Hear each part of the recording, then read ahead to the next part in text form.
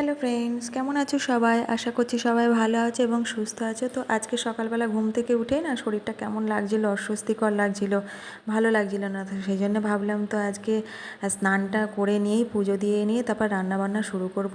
তো আমি স্নান করে নিয়েছি, এবার পুজো দিয়ে নেবো। আর আমার কাঁচাও হয়ে গেছে, কিন্তু বাইরে মেলবো না যেহেতু বৃষ্টি পড়ছে, তো পরে ঘরে মেলে দেবো।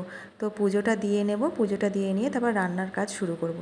তো আমার পুজো দেওয়া হয়ে গেছে। আর এদিকে তোমাদের দাদা বাজারে গিয়েছিলো, এই যে মাছ এনেছে, আমি ধুয়ে রেখেছি। সাটিন মাছ এটা, আর এটা হচ্ছে ভোলা মাছ। মাছগুলোকে আমি ধুয়ে একদম রেখে দিয়েছি। আর এনেছিল এই যে ইলিশ মাছ, বলল যে সর্ষে ইলিশ করতে, তো সেই জন্য আমি নুন হলুদ মাখিয়ে রেখে দিলাম। আর এনেছে দেখো এই যে আম, যেটা তো আমার খেতে খুব ভালো লাগে। আম এনেছে আজকে। তো যেহেতু বললাম যে সকালবেলা কিছু টিফিন করা হয়নি, স্নান করে নিয়ে পুজো দিয়ে দিতে গিয়েছিলাম, তো সেই জন্য কচুরি এনেছিল। ওদের খাওয়া হয়ে গেছে, আর আমি ওটা খাবো। আর চা করেছিল, চা রেখে দিয়েছে, আমি পরে খেয়ে নেবো। তো চা খাওয়া হয়ে যাওয়ার পর এই যে ভাবলাম তোমাদেরকে একটা জিনিস দেখায়। এই যে আমার বাড়ির সামনে যেহেতু স্কুল, তো আজকে সানডে, তো পরীক্ষা ছিল, তো এই যে সব পরীক্ষা হয়ে গেছে, বাড়ি চলে যাচ্ছে, তো ভাবলাম তোমাদেরকে দেখায়। আমার খুব ভালো লাগে এই যে আমার ব্যালকনির এখান থেকে আমি যে এই সমস্ত জিনিসগুলো দেখতে পাই, তো আমার এটা খুব ভালো লাগে। তো তারপরে এই যে আমি রান্না করতে চলে এসেছি। আজকে যে বানাবো সর্ষে ইলিশ, আর কিছুই করব না। তো সেই জন্য এই যে কড়াইতে আমি তেল গরম করতে দিয়ে দিয়েছি। তেলটা গরম হয়ে যাওয়ার পর এই যে মাছ দিয়ে দিচ্ছি। মাছটা আমি খুব বেশি ভাজবো না, অল্প হালকা করে ভাজবো।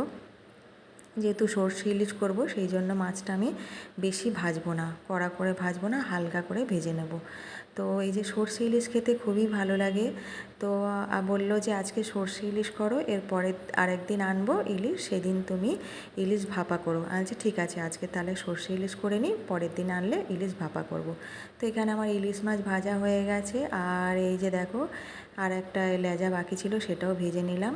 তারপরে ওই কড়াইয়ের মধ্যে আমি একটু কালো জিরে ফোড়ন দিয়ে দিচ্ছি। আর এই যে তারপরে আমি দুটো কাঁচা লঙ্কা দিয়ে দিলাম। তো এই যে ইলিশ মাছ আমার ভাজা হয়ে রয়েছে। আর এই যে সর্ষেটা আমি আজকে বাড়িতেই আমি করেছি। এই যে দেখো আমি বাড়িতে শিলের মধ্যে আমি আজকে বেটে নিয়েছি সর্ষেটা। তো সর্ষেটা দিয়ে দিয়েছিলাম, এই যে ফুটে উঠেছে। ফুটে ওঠার পর আমি মাছগুলো ভেজে রেখেছিলাম, সেই মাছগুলো আমি দিয়ে দিচ্ছি। খুব বেশি আমি ফোটাবো না, একটুখানি ফুটিয়ে নামিয়ে নেব। তো এই যে আমার সব মাছগুলোকে আমি দিয়ে দিচ্ছি। তো সর্ষেটা আমার মনে হয় আমি সর্ষে ইলিশ করলে বাড়িতেই আমি সর্ষেটা বেটে নিই। তো দেখো মাছগুলো এই যে আমার সর্ষে ইলিশ হয়ে গেছে। আর এই যে দেখো কাঁচা লঙ্কা দিয়ে দিয়েছি, আবার ওপরে আবার একটু সর্ষের তেলও দিয়ে দিয়েছি। তো খাওয়া দাওয়া হয়ে যাওয়ার পর আমি একটু রেস্ট নিয়ে নিয়েছি। ঘুম থেকে উঠেই আমি এই যে আবার ব্যালকনিতে বসে আছি। তো দেখছি ওইদিকে বাচ্চারা কাদার মধ্যেই খেলা করছে, ওর মধ্যে আমার ছেলেও আছে। তো ভাবলাম এই যে তোমাদেরকেও দেখায়। তারপর সন্ধ্যাবেলা একটু রেডি হয়ে নিয়েছি, যেহেতু আজকে রথ আছে, তো একটু বেরোবো, একটু ঘুরতে বেরোবো, সেই জন্য আমি রেডি হয়ে নিয়েছি।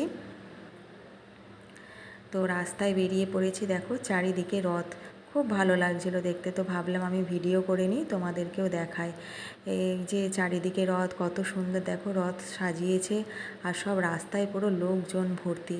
আর আমি যেখানে থাকি সেইখানটা আজকে যেন সন্ধ্যাবেলা কিছুই মনে হচ্ছিল না, কেউ বেরোয়নি সেরকম, যেন রথ বলে কিছু মনেই হচ্ছিল না। ওই জন্য আজকে সন্ধ্যাবেলা বলি চলো ঘুরে আসি। তো বাইরে বেরিয়েই দেখছি চারিদিকে রথ, দেখতে খুব ভালো লাগছে। এগুলো দেখে তবেই মনে হচ্ছিল যে না আজকে রথ। তো দেখো এই যে বাচ্চাটাও রথ টানছিল। আর রথ টানছে, তার সাথে সাথে আরও অনেক রকম নাচ গান হচ্ছে, অনেক কিছু হচ্ছে, দেখতে বেশ ভালোই লাগছিল। ওইদিকে দেখো আরেকটা রথ চলে যাচ্ছে, রাস্তার দুদিকে পুরো লোকজন ভর্তি। খুব ভালো লাগছে দেখতে। আর গাড়িগুলো যাচ্ছে সব আস্তে আস্তেই যাচ্ছে। আর এখানে দেখো রথ টানছে, আর এই যে মহিলাগুলো সব নাচ করছে, খুব ভালো লাগছে, খুব মজা করছে। দেখো মহিলাগুলো, এগুলো দেখতে না খুব ভালো লাগে, গানের সাথে সাথে নাচ করছে। আর এখানে এই যে বাচ্চাগুলোও নাচ করছিল। তো তারপরে এসব দেখার পর আমরা ঘুগনি আর পাঁপড় নিয়ে চলে এসেছিলাম। ঘুগনি আর পাঁপড় নিয়ে আমরা বাড়ি চলে এসেছিলাম।